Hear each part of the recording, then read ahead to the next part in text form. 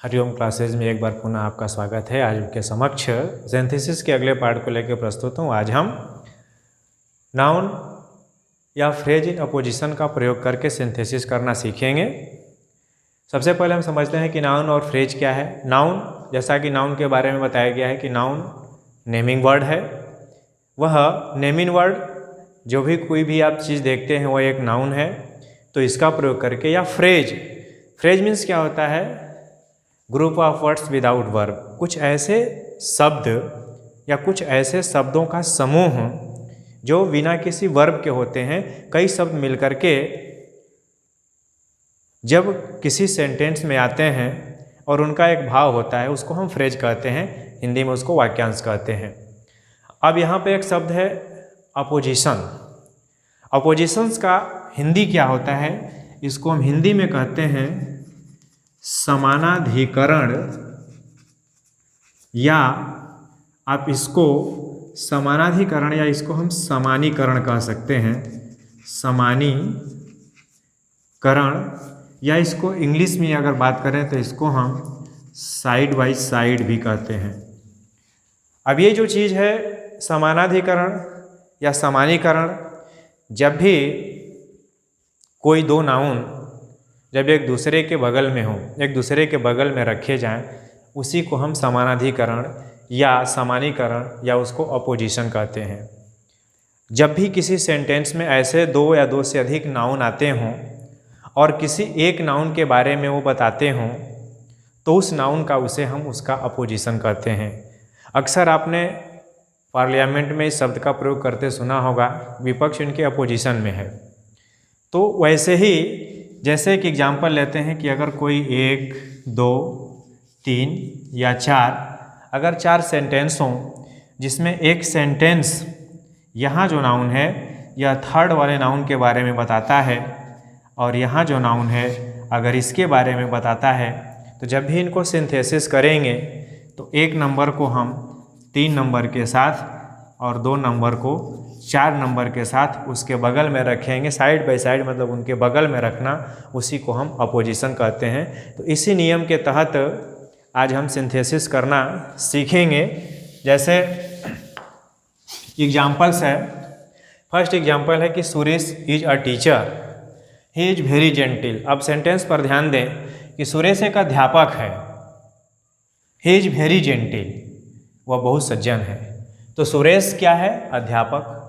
तो अध्यापक चूँकि इसके लिए है, इसके बिल्कुल बगल में नाउन है, उसके लिए नाउन प्रयोग किया गया है टीचर का, तो आप इसके बगल में ही इसको लिखेंगे सुरेश। अब इसको क्या करना है? यहाँ कामा लगा देंगे। जब भी इसको अपोजिशन में लिखना होगा तो 2 अल्प विराम 2 कामा के बीच में लिखेंगे सुरेश अ टीचर, ये हो गया। फिर कामा लगा देंगे। कैसा टीचर है? इज वेरी जेंटिल, ये आपका बन गया।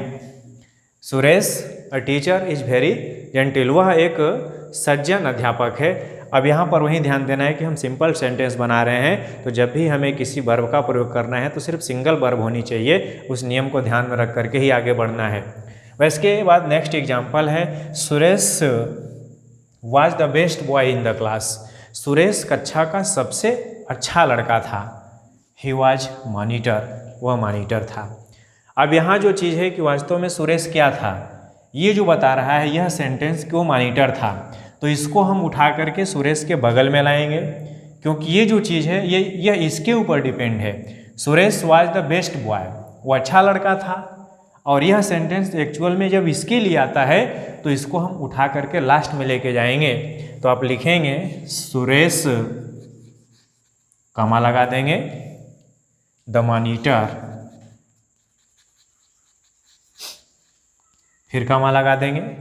उसके बाद वर्ब एक आप कर देंगे was the best boy in the class, ये आपका हो गया। अब ये चीज़ देख रहे हैं कि Suresh the monitor was the best boy in the class. अब ये चीज़ was the best boy in the class, चूँकि ये मॉनिटर इसलिए बनाया गया क्योंकि वो कक्षा का सबसे अच्छा लड़का था। तो इस तरीके से आप इसको बना लेंगे। और सबसे महत्वपूर्ण ये जो नेक्स्ट एग्जाम्पल है, Tagore was a great poet. Tagore एक महान कवि थे। ही रोट द गीतांजलि, उन्होंने गीतांजलि लिखा। It is a famous book, यह एक प्रसिद्ध पुस्तक है। He was awarded the Nobel prize for it, इसके लिए इनको नोबेल पुरस्कार दिया गया। अब इस सेंटेंस को थोड़ा सीरियसली अगर देखें तो सबसे पहले यह है कि वो एक महान कवि थे, पुस्तक लिखा, पुस्तक प्रसिद्ध थी और उसके लिए इनको सम्मानित किया गया। तो ये सेंटेंस को आप जब भी सिंथेसिस करेंगे आप लिखेंगे टैगोर, कमा लगा देंगे, क्या थे, एक ग्रेट पोएट, अ ग्रेट पोएट, पुनः कमा लगाएंगे। अब चूंकि वो एक महान कवि थे, टैगोर थे, एक महान कवि थे, उनको सम्मानित किया गया। तो सम्मानित किया गया तो आप लिखेंगे वाज अवार्डेड, सम्मानित किया गया the Nobel prize, the Nobel prize. और यहाँ पर देख रहे हैं फॉर इट, किसके लिए प्रयोग किया गया है, नोबेल प्राइज फॉर, ये बता रहा है इट गीतांजलि के लिए। तो ये सेंटेंस तो यहाँ पे आप लिखेंगे फॉर गीतांजलि।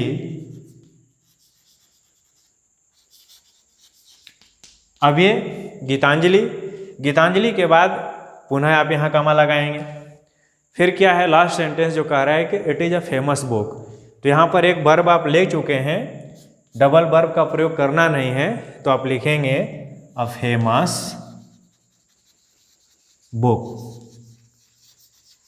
सेंटेंस पूरा आपका हो गया, Tagore a great poet was awarded the Nobel prize for Gitanjali a famous book. इस सेंटेंस को इसके बगल में रखा गया और इसको इसके बगल में रखा गया। तो बस यही इसमें आपको ध्यान देना है कि जो सेंटेंस जिस सेंटेंस के बारे में बताए, जिस नाउन के बारे में बताए, उस सेंटेंस का नाउन आपको उसके बगल में रख करके आपको सिंथेसिस करना है। एक दो एग्जाम्पल और हम देखते हैं। Next example, Delhi is the capital of India. It is situated on the bank of the Yamuna. Delhi Bharat की राजधानी है, यह यमुना नदी के किनारे स्थित है। आप लिख सकते हैं दिल्ली, दिल्ली कॉमा लगा देंगे, the capital, the capital of India, पुनः कॉमा लगा देंगे क्योंकि इसके बीच में आ गया ये, is situated on the bank of the Yamuna. उसके बाद नेक्स्ट एग्जाम्पल है, Mahatma Gandhi was a great leader. Mahatma Gandhi एक महान नेता थे। He is called father of the nation, उन्हें राष्ट्र का पिता कहा जाता है। आप बनाएंगे महात्मा गांधी, कॉमा लगाएंगे, अ ग्रेट लीडर,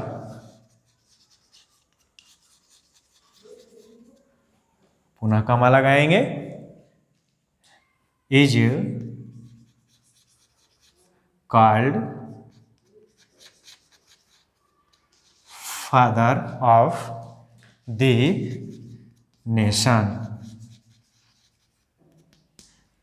इस तरीके से आप फ्रेज इन अपोजिशन का प्रयोग करके सिंथेसिस कर सकते हैं।